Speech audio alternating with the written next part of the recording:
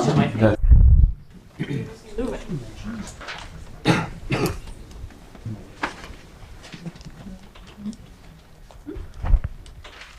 I don't know how to run it. Yes.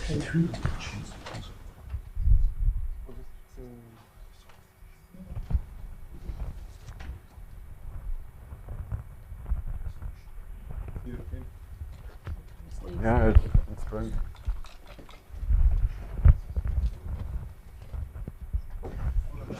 There's another question for Phil. Yeah, in the back there, I saw a hand, yeah. Yes, I wonder if you can tell more about correct flux limiters. I didn't understand that point. It seems quite interesting because I always thought if you flux limit, you lose accuracy. That seems not to be the case. Sorry about that. We'll save that for lunch, but there's a quick story I can tell, but not that quick. Okay. Okay, good morning. This talk is about the generation of curved meshes. So curved meshes are probably not really useful if you are doing simulation on the complete sphere, but if you are complex boundary like in oceanography and you want to use high order finite element methods, somehow you will have to address the problem of generating a curved mesh with large elements near the boundary that follow your boundary. So how do we generate a curved mesh? It's a three-step process. We start with a first order mesh with straight-sided elements. Then we add higher order nodes. And on the boundary, we push those nodes on the geometry defined by the CAD model or the real boundary. Doing that, we generate invalid elements that overlap themselves and the mesh is tangled. So we have to add a third step, which is a smoothing or untangling to make the mesh valid. We want our methods to be robust, meaning that we do not want one single bad element. All elements should be valid, and relatively fast in the sense that the time needed to generate the high order mesh should be at the same order as the time needed to generate the linear mesh, not 10 times more. And yeah, when I say high order, I mean order 2 to 5, not order 16. So the first question is, was it a valid element? Here we have two examples of second order triangles. Intuitively, we can see that the first one is valid, while the two other are invalid because the edge overlap themselves. But we can remember that those triangles come from a mapping, are built with a mapping from a parent element, and for the element to be valid and to be able to build a finite element formulation, we have those mappings have to be inversible. So for the mapping to be inversible, the determinant of the Jacobian of the mapping should be positive everywhere. So a naive approach to check the element validity is just to compute the value of the Jacobian at the nodes of the element. So for the first element, it looks okay. This determinant is positive everywhere, and the element is valid. For the second, it looks also okay because it's negative in one point, and as expected, the element is invalid. But for the third one, we have a problem because the Jacobian is positive at each node, but still the element is invalid. So checking the positivity of the Jacobian at the nodes of the element is not enough. So what can we do? Okay, just remember that the mapping from the parent element to the curved element is built as a sum of some shape function, usually in this case a polynomial Lagrange. And so as the mapping is polynomial, the determinant of the Jacobian of the mapping is also polynomial. And as it's a polynomial, we can approximate it as a sum of Bézier polynomial. So, and the main advantage of expressing the determinant as a sum of Bézier polynomials is that the Bézier polynomial are the property that the coefficients are bound of the determinant everywhere on the element. So if we can control the B coefficient here, we can guarantee that the element is valid everywhere. So let's see what it gives. So for the three first triangle, this is the triangle as, the same as before. And below are the Bézier coefficient in contrast to the Lagrange coefficient that were computed before. So for the two first elements, those are the same, but for the third one, now we have negative Bézier coefficient, and it means that the element may be invalid. So it's a necessary condition. It's not. It's a sufficient condition. It's not a necessary condition. But now so to summarize, to check the validity of an element, we start from an element here, a third order triangle. Then we compute the Jacobian of the Jacobian of the transformation on the nodes of the given node. So here, for the example before, the element was second order, and by chance the Jacobian determinant was also second order. So we have the same number of nodes from the Jacobian than for the element. But now for P3 element, the determinant will be of higher order. So even for the Lagrange coefficient, we have to add more points, but we can do it. It's just computing the value of the determinant of some nodes. And then once we have the Jacobian, the value of the Jacobian at the nodes, we can obtain the value of the Bézier representation of the Jacobian. It's just a multiplication by a constant matrix that is the same for all triangles. And with those value of B, we can check, just by checking the minimum value, if the element can be invalid or no.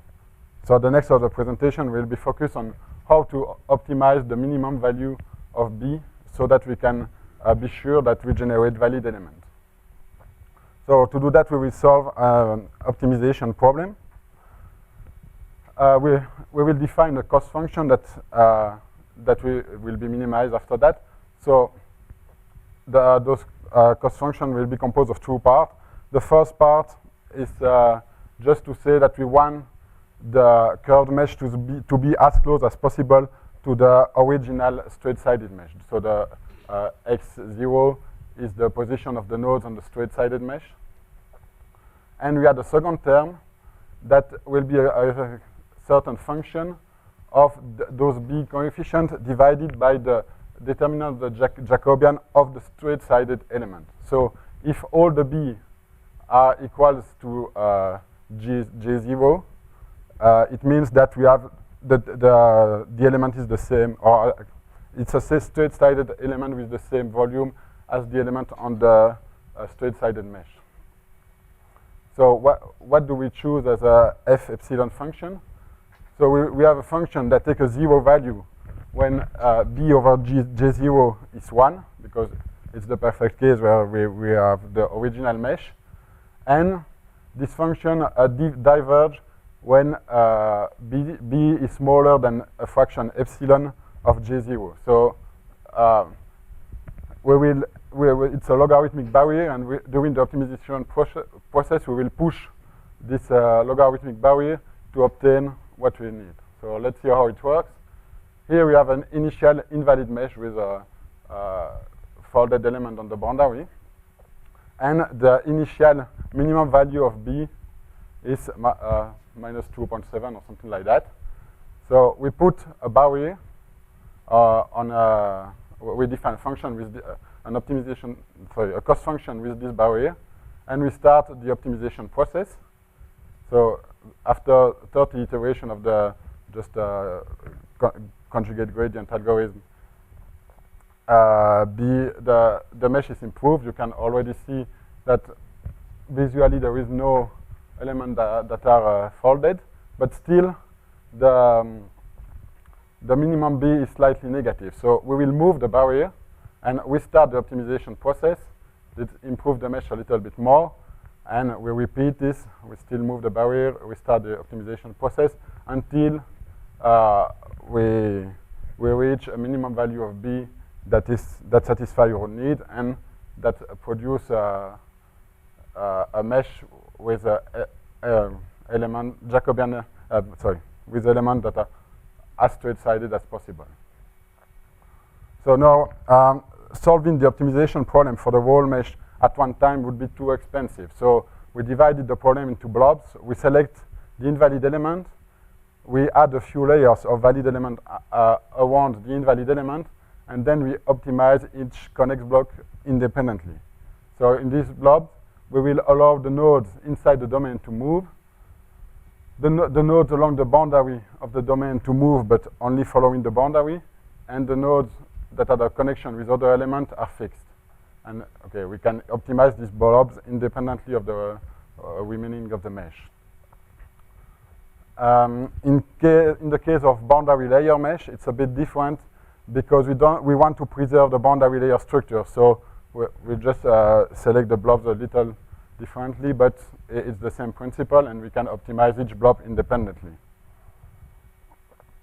The same procedure can be applied in 3D without any modification, and even on a manifold 2D curved surface.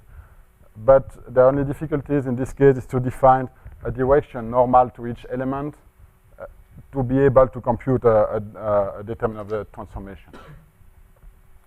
Now, controlling the minimum value of the Jacobian guarantees the validity of the element, but not necessarily the quality of the mesh.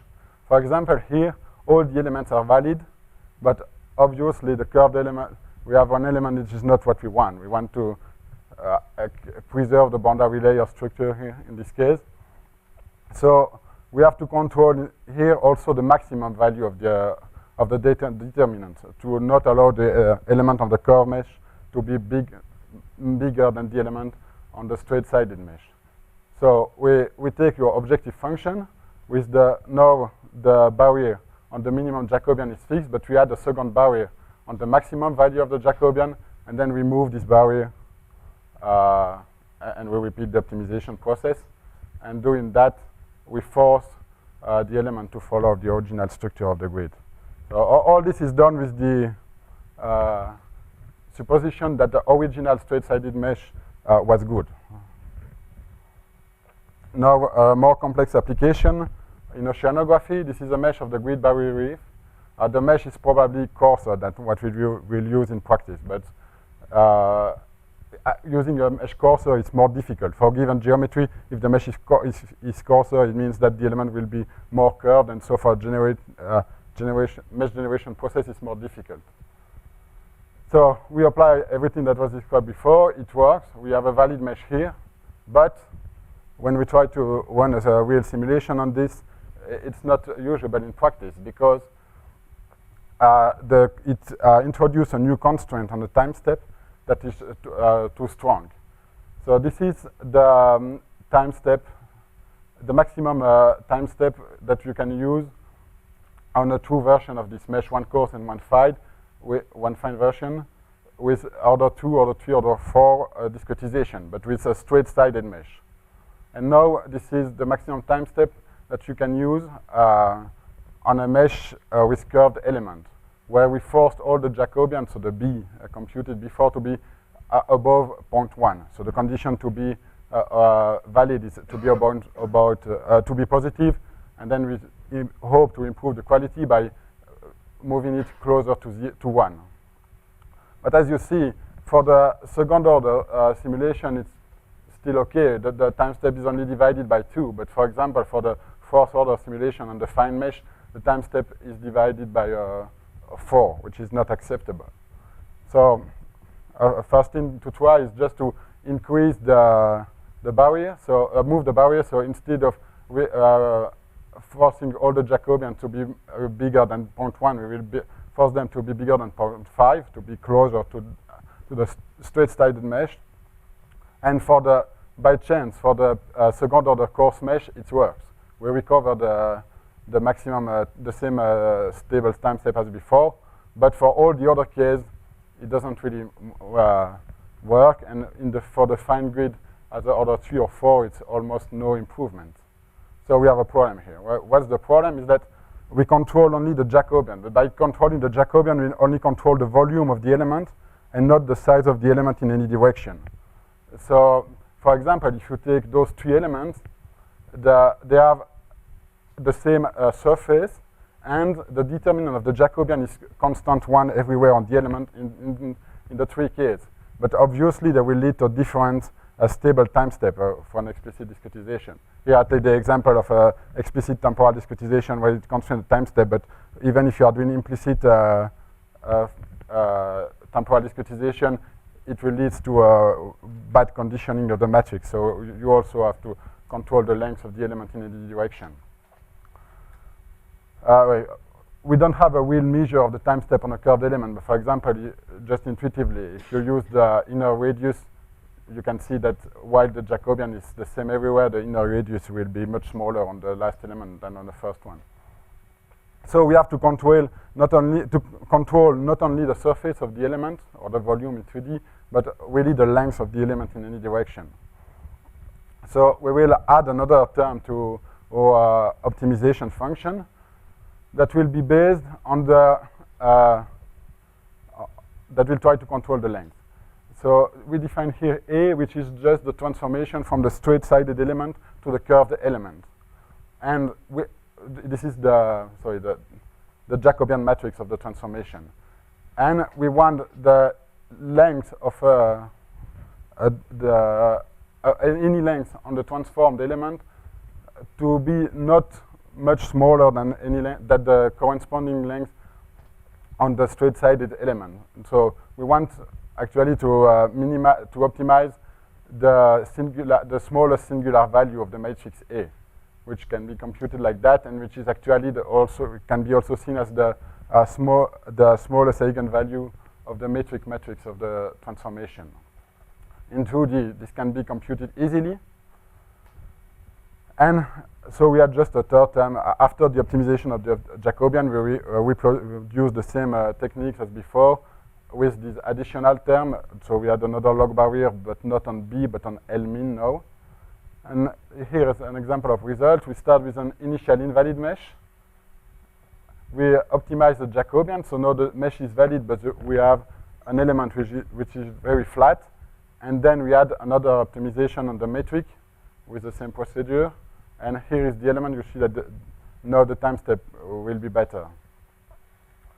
So those are the results for a coarse and fine mesh order 2 to 4. And you can see that with the metric optimization, which is the last column, where we cover always the same time step or very close to the same time step as the maximum time step on the straight-sided mesh. So in conclusion, the curvilinear mesh generation procedure described guarantee the validity of the element by controlling the minimum Jacobian determinant, preserve the boundary layer structure by controlling the maximum Jacobian determinant, recover the same explicit time step as the linear mesh by controlling the minimum value of the metric matrix, the minimum eigenvalue of the metric matrix, and it's quite fast by using an optimization algorithm on blobs of elements. It can be applied to any polynomial element, but in practice, when you go for order higher than 5, it becomes very slow. Thank you for your attention.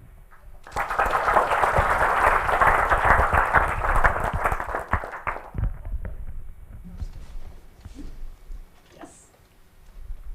My question is your method different from the conventional Delaunay auto triangulation? It's independent of the initial triangulation of the mesh. We suppose that we have a straight-sided mesh that is initially, and then that is valid initially and satisfy the criteria that you want. And then we move the high order vertices to remain as close as possible to the initial mesh. So you've shown us how to fit a mesh on the surface of the sphere in R2, but your simulation is going to have a depth, right? So your fluid is going to span R3. What are your plans in the vertical? Are you going to fit in the vertical, or are they going to be prismatic elements that? In our simulation, we use prismatic elements. So the mesh generation problem is limited to the horizontal mesh. But not for the oceanography, but for other test cases, we use tetrahedral, and they can also be optimized for tetrahedral. As long as the element is polynomial, the method applies. We cannot do it, for example, for element that would be defined by spline. Just the Bezier polynomials you're talking about, do you mean are these Bernstein polynomials? Yes. They are Bernstein. Okay.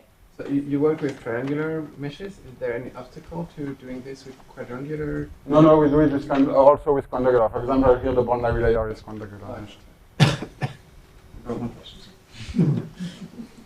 No, as long as the element can be defined with a polynomial, it's okay.